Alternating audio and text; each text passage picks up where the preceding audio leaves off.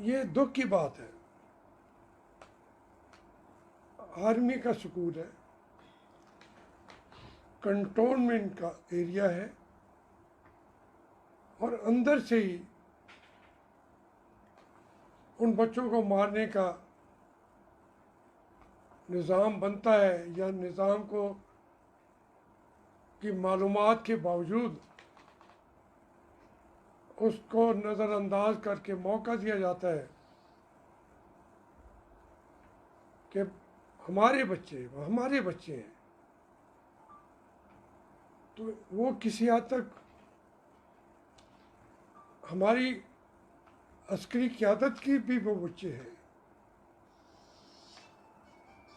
वो अस्करी क़यादत अपने बच्चों को तो बचा ले।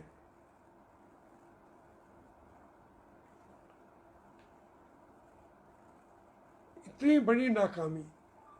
अब इसमें हमें कहा जाए, अगर हम कहें तो कहेंगे जी ये मोदी के दोस्त बन गए हैं, जंदार की बातें कर रहे हैं।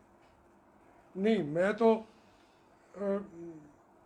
जनरल कमर जावेद बाजवा के साथ खड़ा हूँ, लेकिन कैसे खड़ा हो जाऊँ, मुझे बताएं तो सही। तो ये एक सूरत हालात अब पैदा हो चुकी है। उसी वक्त आपकी जो सिविलियन हुकूमत है, वो लोगों को की जो मेडिसिन है 700 गुना ज़्यादा महंगी कर दे। तो इसका जिम्मेदार ठहरा दे वो मियाँ नवाज शरीफ को।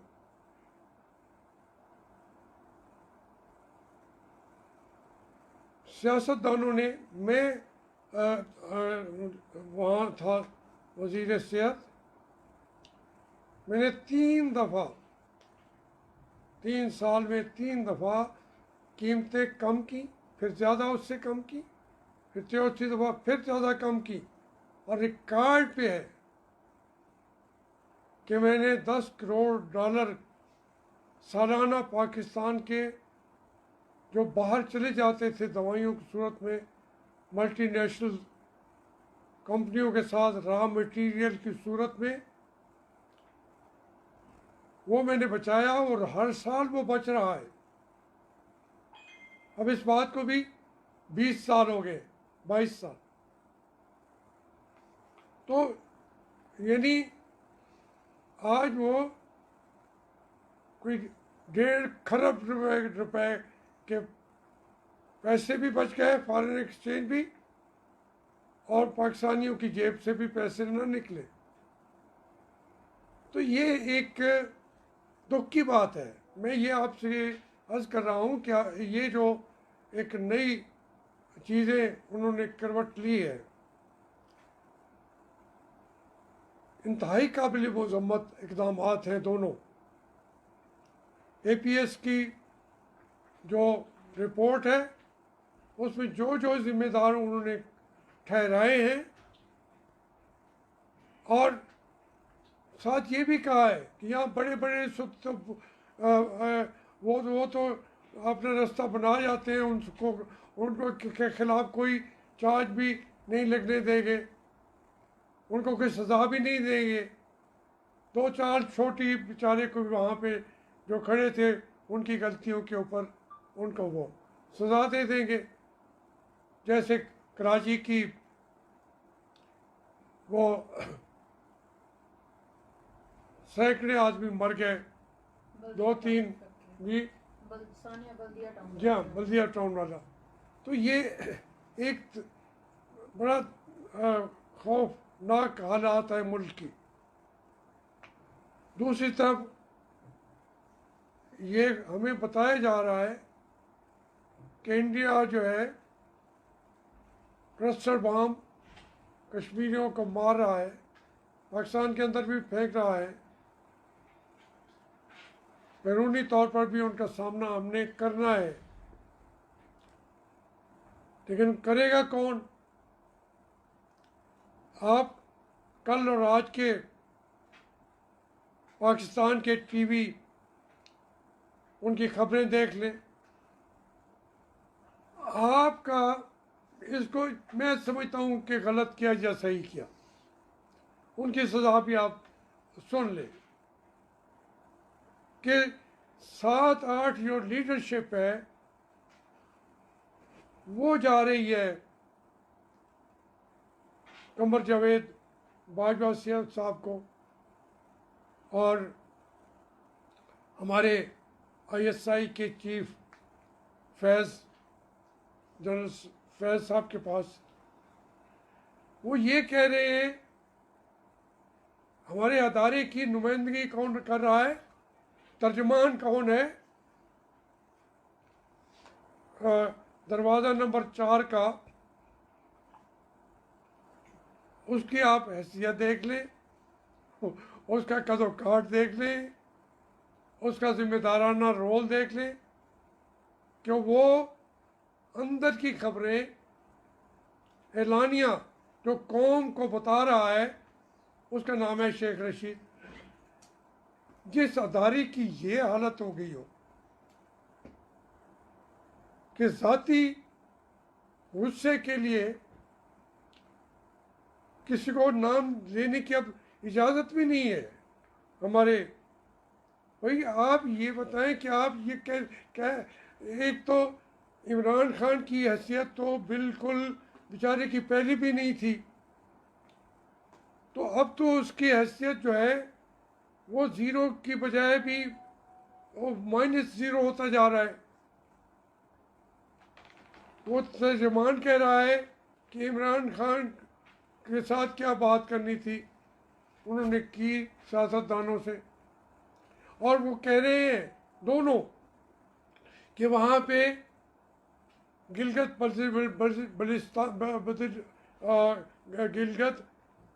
बल्तिस्तान के लिए गए थे और बातें सारी और कर रहे हैं कि आप मरीम नवाज को क्या सहूलतें देंगे, अयूब खान इसको नवाज शरीफ को के लिए रास्ते निकाले। यार ये कोई बातें करने की हैं?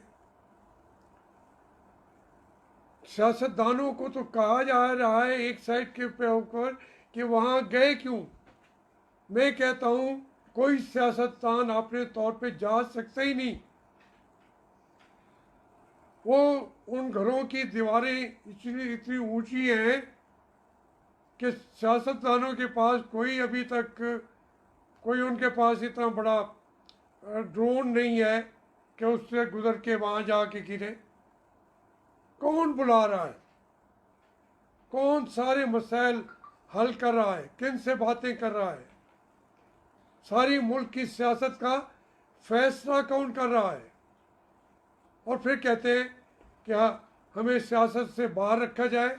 अल्हम्दुलिल्लाह इस पे तो मैं बहुत खुश हुआ था कि जनाब कमर जावेद बाजवा साहब और अहमद फैज़ साहब जनरल फैज़ साहब वो कह रहे हैं कि सियासत को अपने पास रखें। ये फैसले वो कर रहे हैं, उनकी ज़िंदगियों के मौत के फैसले भी वो कर रहे हैं। ये ऐसी धमा चौकड़ी मच गई है, इसके बाद ये मुंह दिखाने के काबिल नहीं रहे। जनरल कमर बाजवा साहब आप मुंह दिखाने के काबिल नहीं रहे। कल और परसों की खबरों के बाद फैज़ साहब आप तो लोगों के अंदर नोट तकसीम कर रहे थे, हज़ार के गिन के बता रहे थे। आप ये कौम के साथ मजाक बंद करें। क्या आर्टिकल 6 जो है बाकियों पे लगता है, आप अपनी जिम्मेदारी कर दें पूरी। जब आप ये हरकतें करेंगे तो सिर्फ वहाँ परवेज़ मुशर्रफ पे नहीं लगेगा आर्टिकल 6, सर जावेद आशफी पे बगावत नहीं लगेगा। ये सारी चीज़ें जो आप कर रहे हैं यही बगावत होती है, अपने मुल्क के आइन से बगावत। आपको परवाह भी नहीं है, बेखौफ हो चुके हैं आप, खिलौना बना दिया है। 70 साल में हुकूमत करते भी रहते हैं, कहते हैं सियासत का नाम न लिया जाए। अब आपके जो ये नैब इंतहाई इस मुल्क का गलीज़ तरीन अतारा है, उसकी आफरीनिश जब हुई है, पैदा हुई है, पैदा होने के साथ भी उसका बाप कोई और था, नैब का बाप कोई और था। तो इसलिए आप ये बातें ना करें, संजीदगी का हमें चाहिए। आप मुझे कहते हैं जी, मुझे अगर गिरफ्तार करना चाहते हैं, मैं ये जो बातें कर रहा हूँ, मैंने सारी उम्र अपने ऊपर पहरा दिया है। नैब को चीज़ निकाल के ले आए, आप निकालेंगे तो बगावत निकालेंगे। मैं ऐसा बंदा आपके गले के अंदर लटक गया हूँ कि उसको कत्ल करना चाहते हैं, मार नहीं सकते। 71-72 साल के आदमी को कैसे मारेंगे? जेल में भेज नहीं सकते थे, आज नहीं भेज सकते। आप अकाउंटेबिलिटी नहीं कर सकते। मैं जानता हूँ, मुझे जब मेरे रास्ता ही नहीं रोक सकते आप, मैंने कोई एक पैसे की कोई एक चीज़ है तो वो आप ला चुके होते।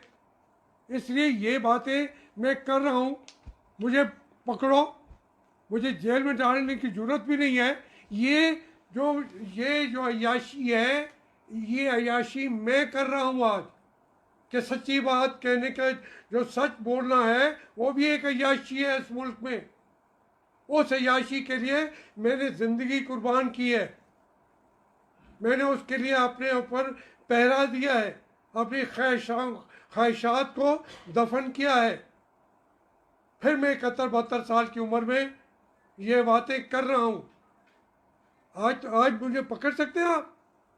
जुर्रत है किसी जर्नल में, किसी जज में, सुप्रीम कोर्ट के जजेस बैठे हुए हैं, जुर्रत है, पकड़ सकते हैं मुझे? ये मुझे लेके जाएं अंदर, लेके जाएं तो मैं इनसे माफ़ी मांग के आऊँगा? शर्म नहीं आती उनको? तुम सब मेरे सामने बलिश्ते हो, छोटे छोटे कद के बच्चों को इतना खेल रहे हो, इस तरह ना खेलो। मैं अपने मुल्क का मुहाफिज बन के मैं उसका पहरा दूंगा। मैं हर चोर को कहूँगा, खा वो जर्नैल हो, खा वो जज हो, खा वो सियासतदान हो, मैं किसी और की जंग नहीं लड़ रहा। शायद मेरी पार्टी भी समझती होगी कि ये एक्सट्रीम की बात करता है, मैं एक्सट्रीम की नहीं कर रहा।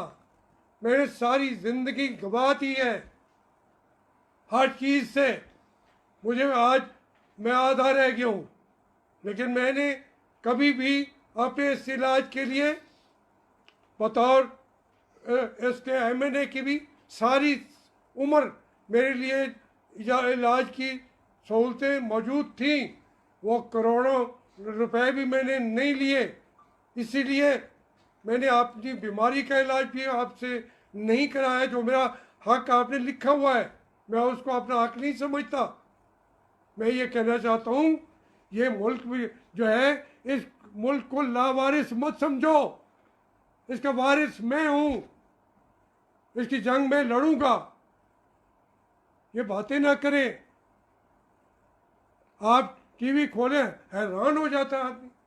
सोशल मीडिया पे दुनिया जो हमारा मजाक उड़ा रही है, जो जर्नल है वो अपने असासों का हिसाब दे, क्यों नहीं देता?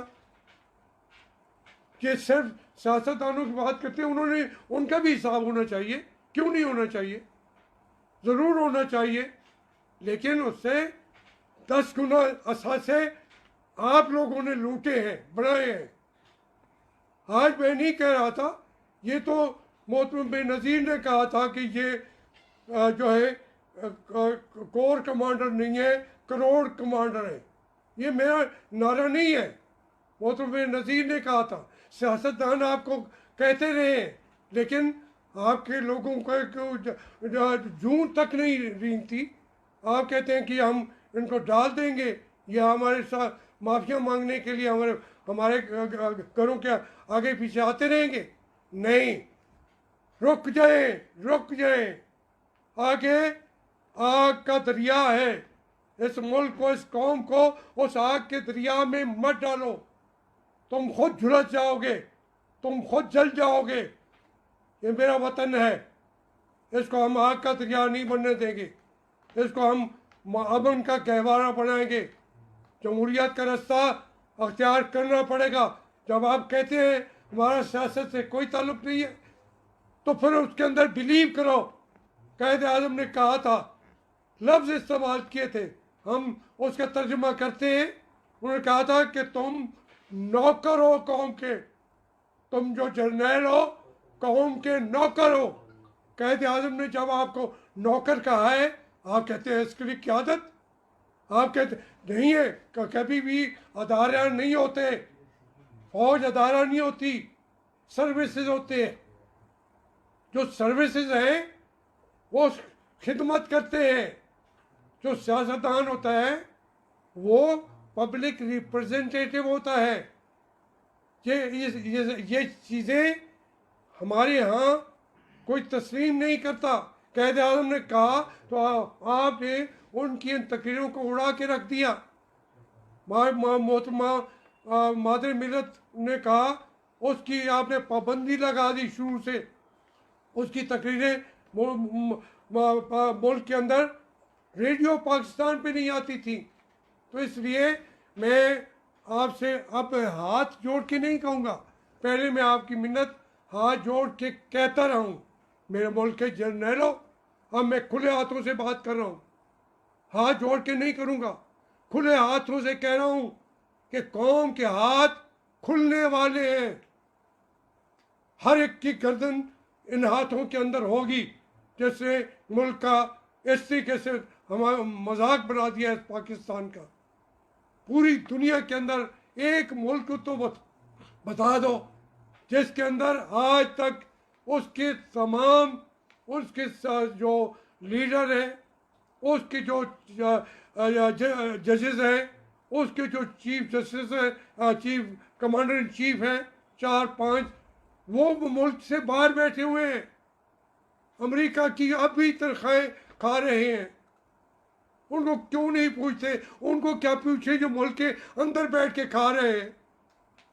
अपने बच्चों को नहीं बचा सके आप, तो अपने बच्चों को मरवा दिया है।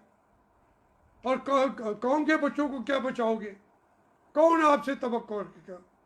कौन आपको समझेगा कि आप बड़े वलीउल्लाह हैं? नहीं है।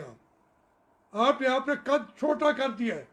अपना तर्जमान शेख रशीद को बना के आपने बहुत छोटा हरकत की है कि हर वक्त वो जाके आपका तर्जमान बन जाए, और फिर DGI साहब आके आपकी तर्जमानी करें, आपकी ज़ाती तर्जमानी करें। क्यों? ये नहीं चलेगा इस मुल्क में, ये इसको नहीं चलने देंगे और इसका जवाब देना पड़ेगा। मुझे मालूम है कितनी चीज़ें होती हैं, आएंगी नहीं आएंगी, आप और हम सब कब्रों में पड़े होंगे। मुल्क ज़िंदा रखना है बच्चों के लिए, आने वाली नस्लों के लिए। जिसको सजा देना है, अदारे जो दयानतदार अदारे हों, नैब बददियानत अदारा है, 80% इस पर रिटायर्ड फौजी हैं, उनको नौकरियां दी गई हैं नैब के अंदर। वो आपके इस नैब्स के ज़रिए मैंने अपनी आंखों से देखा है।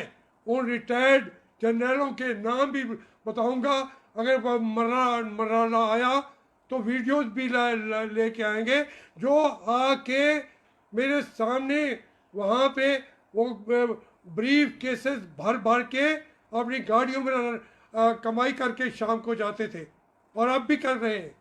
एक दिन नहीं है जो नैब ने लोगों को लूटा ना हो।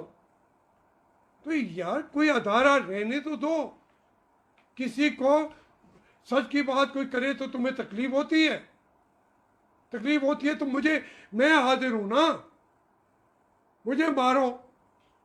मुझे पहले भी आप कहते रहे कि आपको एक्सीडेंट में मार देंगे, फलां में मार देंगे, मारे, लेकिन मेरे जब तक मेरी सांस है मैं नहीं ये चीज़ें चलने दूंगा इस मुल्क में।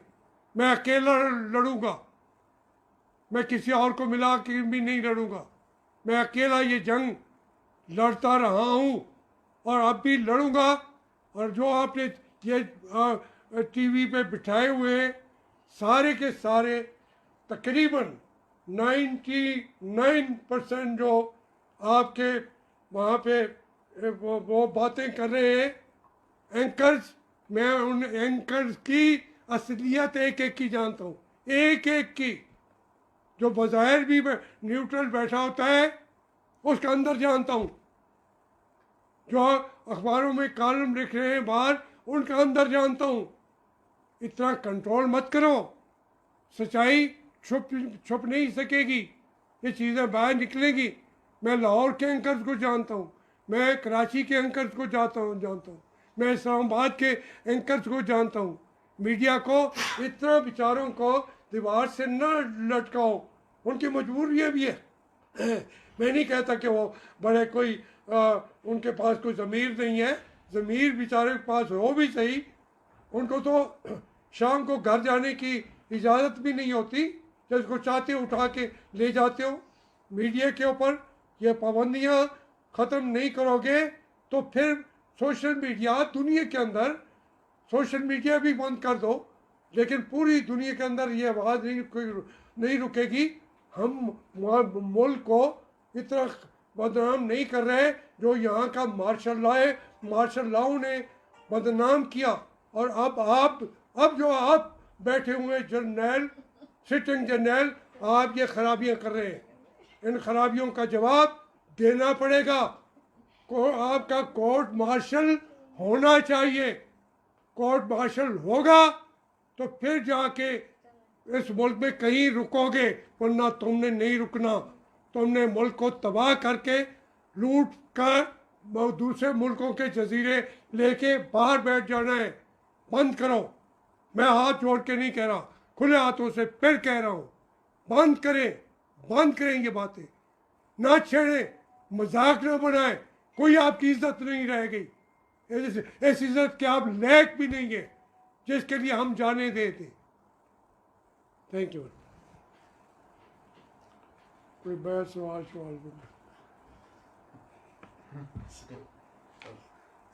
गुंजाइश आपने छोड़ी नहीं है। ये बता दें कि मौजूदा सूरत हाल में एक सवाल आवाम में ये पैदा हो रहा है कि जब अपोजिशन की बहुत सारी जमातें इस्टेब्लिशमेंट के सामने जो है ना वो आ गई APC के ज़रिए, उन्होंने कहा, लेकिन अवाम ये पूछ रही है, अवाम इस पर हैरान है कि अगस्त और सितंबर में ये तमाम अपोजिशन लीडर उनसे मुलाकातें क्यों करते रहे, किस बुनियाद पे करते रहे? देखिए, अवाम नहीं पूछ रही, लेकिन ठीक है, ये सवाल बिल्कुल मौजूद है। पहली बात तो ये है कि ये कोई भी सियासतदान हो जिनको आप दीवार के साथ लगाए बैठे हों और फैसले के, उनकी ज़िंदगी और मौत के फैसले भी आपके हाथ में हों, तो पहली बात तो ये है कि कोई आदमी ये जंग नहीं लड़ सकता, नंबर 1। नंबर 2 ये है कि अगर वो मिल रहे हैं, कहते हैं कि हम मुल्क के जो ये जंग है, हम हर तरीके से आपके तामुन के लिए तैयार हैं, यही मिल के कह रहे हैं ना। ज़ाती फ़ायदे भी उठाना चाहते होंगे, क्योंकि अगर आपके पास ये है फ़ायदा देना और नुकसान देना, वो अपनी बात भी कर लेंगे, लेकिन वो मुल्क के लिए आपके ताबेदारी कर रहे हैं। फिर कैसे कहेंगे कि वो आपके अदारों को ख़त्म करना चाहते हैं? वो जमहूरियत ज़रूर चाहते हैं एक हद तक, वरना जो सियासतदान हैं हमारे मुल्क में, मैं खरी बात करूं, हमारे मुल्क की सियासत जो है, ये जब अयूब खान ने माशाल्लाह लगाया था अक्टूबर में, और उस वक्त इलेक्शन होना था, 59 का इलेक्शन हो रहा था। तो जब इलेक्शन होने लगता है तो फिर मार्शल लॉ आ जाता है। फिर दोबारा इलेक्शन करा के भी याह्या खान ने जब इक़्तिदार देना था, असम्बली का इजलास बुलाना था, नहीं बुलाया, मुल्क दो टुकड़े हो गया। अब सियासतदान ये दरमियान में जो है वो बनाए हुए भी इन्हीं के हैं। फिर वो कहते हैं कि अगर हमने भी वही जंगें लड़ी, मुल्क भी टूट जाए, जमहूरियत भी नहीं ना रह जाए, तो इनको जाके अर्ज़ करें कि खुदा के लिए इस मुल्क के अंदर जमहूरियत को आने दें। वो उनको उठा के बैठ देते, फेंक देते हैं जेलों के अंदर। तो वो 2-3 ये वजूहत हैं। कोई अच्छी बात नहीं है सियासतदानों का मिलना भी, लेकिन मैंने तो सारी ज़िंदगी, मैं आपसे अगर अर्ज़ करूं, सारे CNC जो आए हैं सिवाय याह्या खान के पाकिस्तान बनने के बाद, अयूब खान से लेके ये जो आज तक के जर्नल जो बैठे हुए हैं, सबसे मेरा ज़ाती ताल्लुक़ है, सबसे, एक से नहीं, लेकिन सबसे मिला हूँ, डिस्कस किया है, बातें की हैं, लेकिन मैं कभी ये सोच भी नहीं सकता कि मेरे बारे में कह भी नहीं सकते। जुर्रत है तो कहें। उनमें से सारे जिंदा भी बैठे हुए हैं। ये आसिम के बारे में कहते हैं, ये जो जनरल है आसिम बाग, ये सारी फैमिली मेरे बच्चों की तरह है। तो ये कहीं बाहर से तो नहीं आए, हम यहीं से होते हैं, सबके साथ ताल्लुकात भी हैं हमारे। लेकिन ये बातें अगर ये करेंगे तो उसकी तो इजाज़त नहीं दे सकती। उसको कोई मिलने के लिए जाएगा तो अगर वो भी कोई गलत फैसला कराएगा तो उनको भी हम ओन नहीं करेंगे। इसीलिए मियां नवाज शरीफ ने तो फिर पाबंदी लगाई है कि कोई भी ना जाए। आप आइन की बालादस्ती के लिए भी उनके साथ आप जाके झोली ना फैलाएं, क्योंकि उन्होंने कह देना है कि हम तो सियासत में है नहीं, ये सियासतदान, इसका सियासतदान होना ही ये आके हमें सियासत में मुलव्वस कर रहे हैं। भाई साहब तो पहले मुलव्वस हैं, आप तो कर रहे हैं, वो तो मेहनत कर रहे हैं कि यहाँ कुछ तो रहने दो, कोई लूड़ी लंगड़ी सियासत तो रहने दो।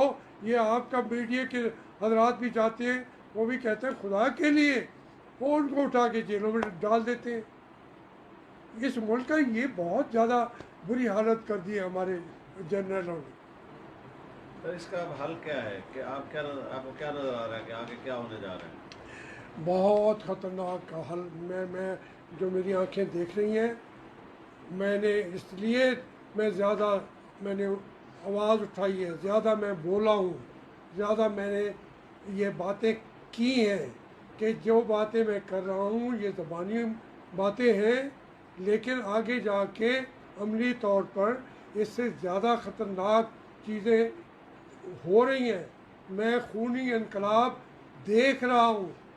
इसलिए उससे पहले जो उस तूफ़ान से पहले जैसे कोई शोर मचाता है, जो कोई बच्चा चीखता है, चिल्लाता है मुसीबत को सामने देख के, मैं उस खूनी इनकलाब को देख रहा हूँ और उससे पहले मैं ये चीख रहा हूँ। मेरी चीख सुनते हुए भी मुझे जेल में कोई डाल दे, मुझे उसकी ज़मीर को, मेरे को थोड़ी सी भी उस पर शर्मिंदगी नहीं होगी, बल्कि मैं अपने ज़मीर के मुताबिक ये बात उठा रहा हूँ कि खूनी इनकलाब आ रहा है। अच्छा, मजहबी जमातें जो हैं वो सड़कों पर हैं, लाहौर, कराची और कल मुल्तान में भी जो है ये हुआ। ये कोई प्री प्लान लग रहा है आपको कि अब जो है दोबारा से फिरका वारियत की तरफ और इस जंग को जो है उस तरफ मोड़ा जा रहा है, या वाकई जो है कुछ इस तरह के वाक़यात हुए हैं? देखिए, वाक़यात भी हो गए और ये इख्तलाफ तो हमेशा भी रहा है, शिया में, सुन्नी में, बरेलवी में, और देवबंदियों का भी बड़ा शदीद इख्तलाफ रहा है। तो उसका तो मैं खुद हिस्सा था, देवबंदियों और बरेलियों के जितने ये मामला थे। बात यह है कि चीज़ें ज़मीन में होती हैं। आप खुद देखें, आपने कभी माचिस और तीली को देखा है? आग तो नहीं होती, तीली भी पड़ी हुई है, माचिस भी पड़ी हुई है, बस एक पकड़ के रगड़ना होता है, फिर आग लग जाती है।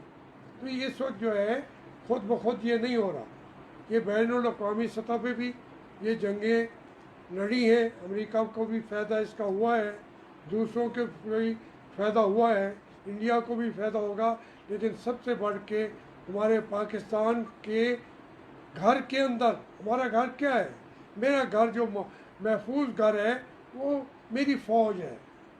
मैं उसी में जब मेरे 2-4 फौजी खड़े होंगे तो मैं महफूज समझूंगा। इससे बड़ा मेरे लिए हिफाजत का और कोई तरीका भी नहीं है।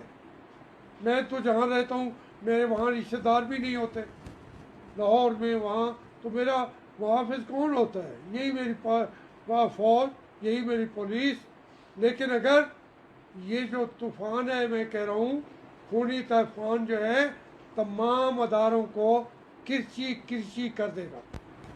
मजहबी तौर पे जब ये जंग छिड़ी तो कहाँ कहाँ पहुँचेगी, फिर ये पाकिस्तान तो रह नहीं सकता, मुसलमान भी हम रहेंगे कि नहीं रहेंगे। इसमें कल साहबा अज़मत साहबा वाले बैत कॉन्फ्रेंस में उलमा कराम ने मुतालबा किया है कि हुकूमत में बैठे हुए कुछ लोग हैं, उन्होंने नाम भी लिए, कि उन्होंने ये करवाया और आज तक वो अभी तक उहदों पर बैठे हुए हैं, उन्हें कुछ नहीं कहा गया, जबकि उन्हें अस्करी क़यादत और हुकूमती क़यादत की तरफ से भी यकीन दहानी कराई गई थी कि उनके खिलाफ एक्शन लिया जाएगा, लेकिन कोई एक्शन नहीं लिया जाए। अगर कहा था गवर्नमेंट ने तो गवर्नमेंट को अपने उन वादों की तकमील करनी चाहिए थी, वरना ये थोड़ी सी आग लगती है फिर कोई उसका वो उसने आपसे पूछ के नहीं लगना। मैं तो बता रहा हूँ ना, हज़ारों के अंदर लग जाएगी, आप देख लेंगे। ये मेरा खौफ है जिसकी वजह से मैं चीख रहा हूँ आपसे। मैं कोई जज्बाती नहीं हूँ, समझ यही आते कि मैं, हाँ मुल्क का जब मसला आता है मैं जज्बाती हो जाता हूँ। मेरे बच्चों का मसला आएगा, आर्मी स्कूल वालों का, पेशावर वालों की बात आएगी तो मेरी आंखों में खून ज़रूर आएगा, वहाँ जज्बाती होता हूँ। वरना मैं इंसान हूँ। मैं समझता हूँ कि इस मुल्क को कोई ज़रा भी इन्होंने ये कह रहे हैं गिलगित बल्तिस्तान, ये जानते हैं वो वहाँ की सूरत हाल कैसी है।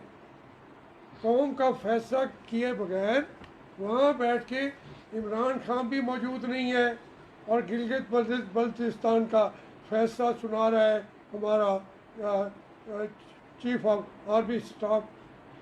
क्या जरूरत है उसको, किसने उसको ये हक दिया है, क्यों इसमें वो उससे मीटिंग बुलाई है। वो इतना कद काट नहीं हो गया जनरल जावेद बाजवा का, अपने कद में रहे, अपने कद के अंदर रहे। वहाँ उसको पता है कि क्या वहाँ क्या आपने मजहबी सवाल उठाए, वहाँ जाके क्या वहाँ जाके खड़ा होगा, वो हमें पता है क्या मुसीबत आएगी वहाँ, और वहाँ तक नहीं रहेगी। उसके बाद वो सारी इस एरिया को जला के रख देगी।